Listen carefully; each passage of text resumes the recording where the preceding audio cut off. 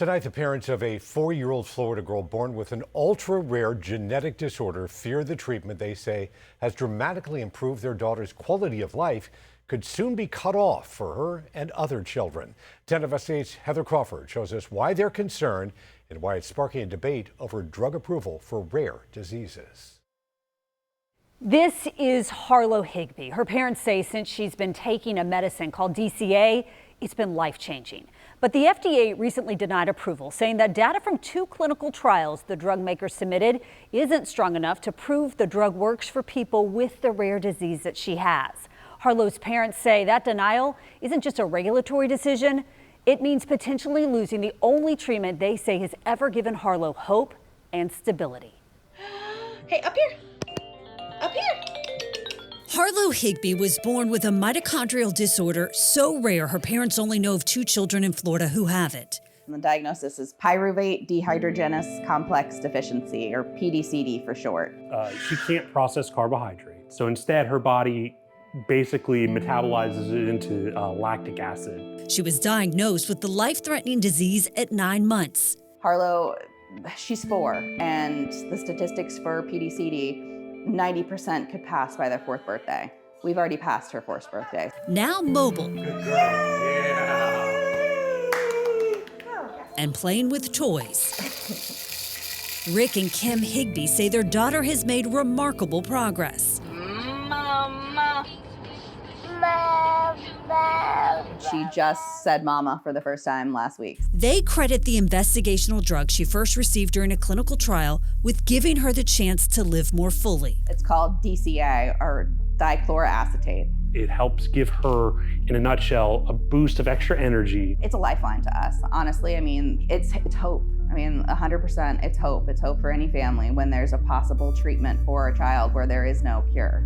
But as the Higbees and other families waited for the FDA to approve the drug, the agency instead issued the manufacturer a letter essentially saying it won't be approved right now. The company says the FDA's concerns focus on the amount and type of clinical evidence available for such a small patient population. The FDA is now asking the company for another clinical trial.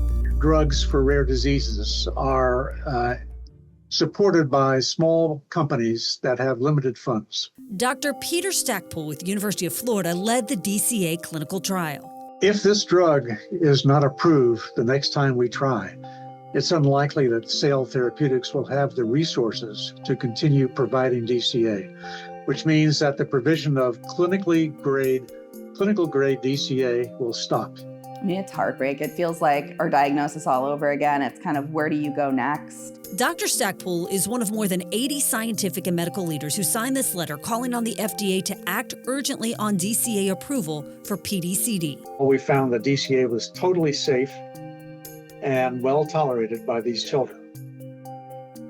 There were no serious adverse events associated with the drug, and all of the children survived. We reached out to the FDA multiple times, but due to the government shutdown, we were told media responses may be delayed. What do you want lawmakers to know?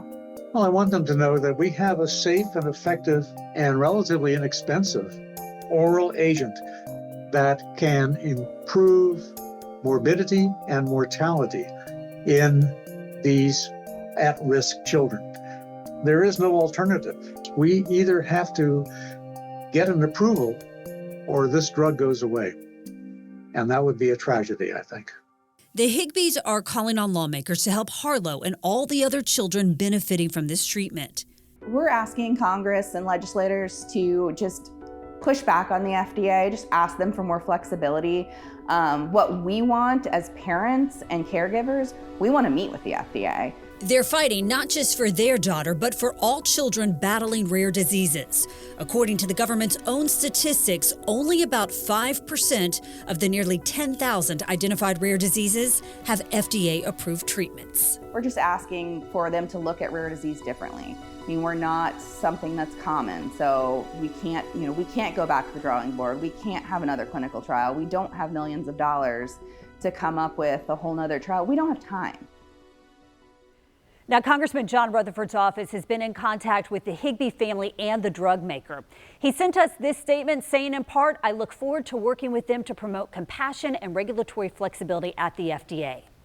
Sail Therapeutics says it does not plan to conduct another clinical trial at this time.